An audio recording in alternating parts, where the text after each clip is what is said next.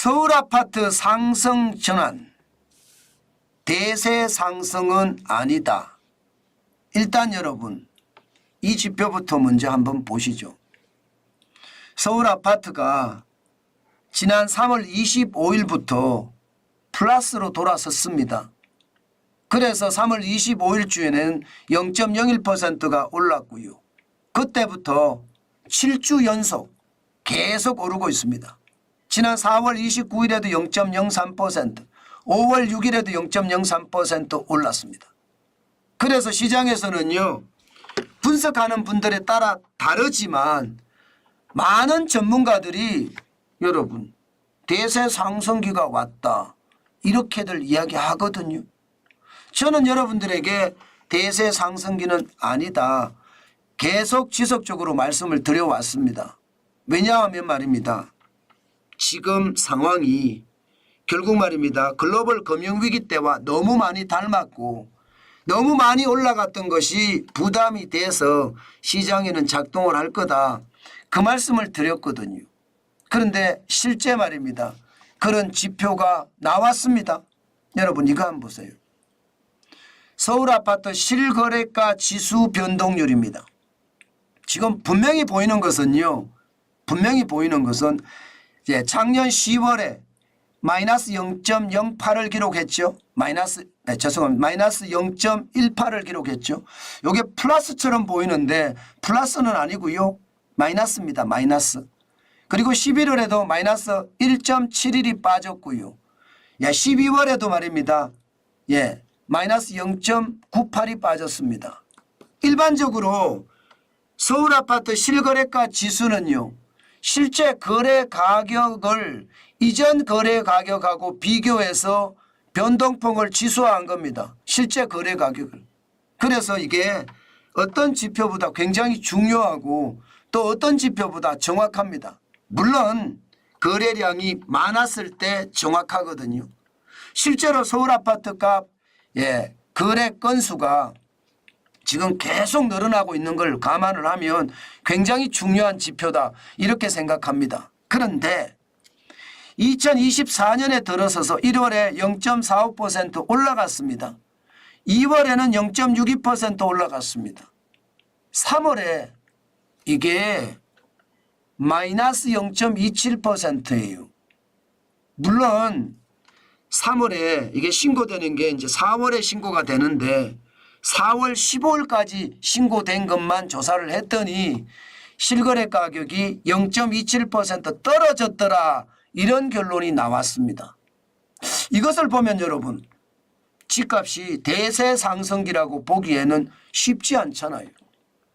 어떤 분들은 아니 서울 아파트 값을 가지고 수도권이나 전국을 이야기한다는 것은 잘못된 것 아니냐 이렇게 이야기하시는 분도 계세요.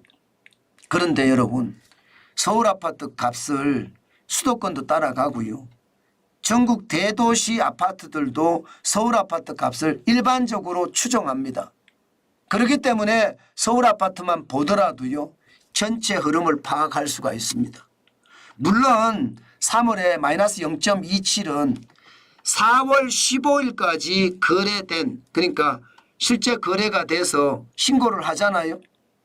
신고하는 게 4월 15일까지 조사된 것만 했어요. 4월 말까지 조사된 것은 아니지만 말입니다. 그런데 4월 말까지 조사된다고 하더라도요. 실거래가 변동률이 마이너스가 될 가능성이 높다. 지금 시장에서는 그렇게 전망을 합니다. 그만큼 말입니다. 3월이 마이너스가 된다는 것은 결국 서울 집값이 대세 상승기는 아니다. 이렇게 이야기할 수 있습니다. 실질적으로 거래가 굉장히 중요하거든요. 실제 3월의 거래를 보면 이게 4천 건이 넘어섰거든요. 서울 아파트 월별 거래량을 보면 3월에 3,964건이라고 하는데 이게 3월 중순까지라고 본다면요. 이게 여러분 더 많이 늘어났을 가능성 높습니다. 그렇게 생각하면 거래량이 4천 건을 넘어섰으니까 4천 건이 넘어섰는데 실거래가 변동률은 마이너스 0.27이다. 그러면 대세 상승기하고는 좀 거리가 있다. 이렇게 이야기할 수 있죠.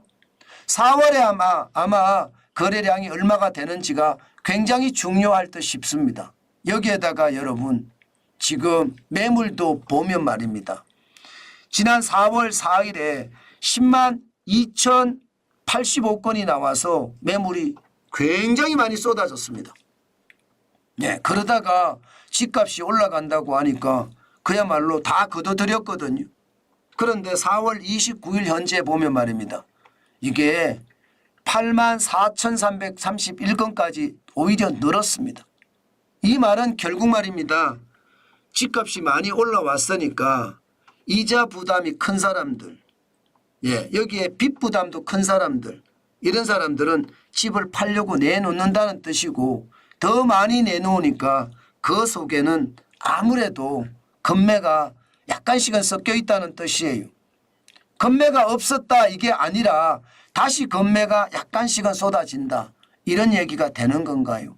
2023년 1월 2일에 49,198건에 비하면 거의 2배잖아요. 그만큼 말입니다.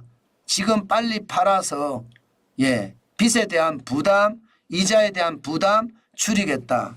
이런 내용이 저는 포함이 되어 있을 거다. 그렇게 판단합니다. 지표를 보고 이야기를 하면 여러분 거의 틀리지 않아요.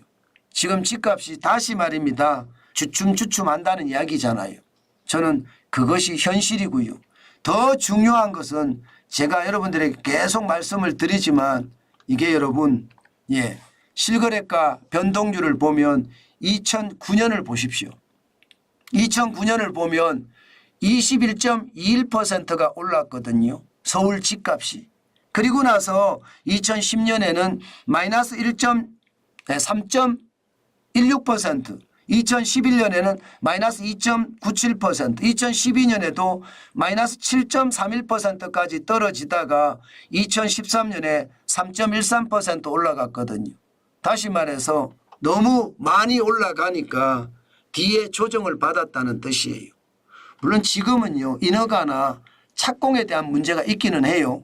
인허가 실적이 전년 대비해서도 지금 엄청나게 많이 떨어졌고요. 2년 전 대비하면 30% 50% 떨어졌으니까 이게 타격을 줄 수는 있습니다. 그러나 지금 현재 시점에서 말입니다. 부동산이 폭등해서 대세 상승으로 가지는 않는다.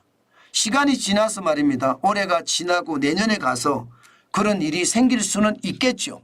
또 그때 가봐서야 알지만 지금 현재 다시 집값이 약간 수그러드는 그런 모습을 보인다. 그렇게 얘기해도 저는 들리는 말이 아니다 이렇게 생각합니다. 너무 많이 올라서 그에 대한 후유증 당연히 있다. 2020년에 22.46%, 2021년에 13.03%가 올랐으니까 이게 부담이 되거든요. 아무래도. 그래서 2022년에 22.07%가 빠지기도 했잖아요. 그러면 여기는 조정기를 거칠 수밖에 없겠다. 2022년 말에서 2024년까지는 그렇게 조정기를 거치면서 시장을 계속 관망할 수 있는 분위기가 만들어진다. 저는 그렇게 여러분에게 말씀드리고 싶습니다.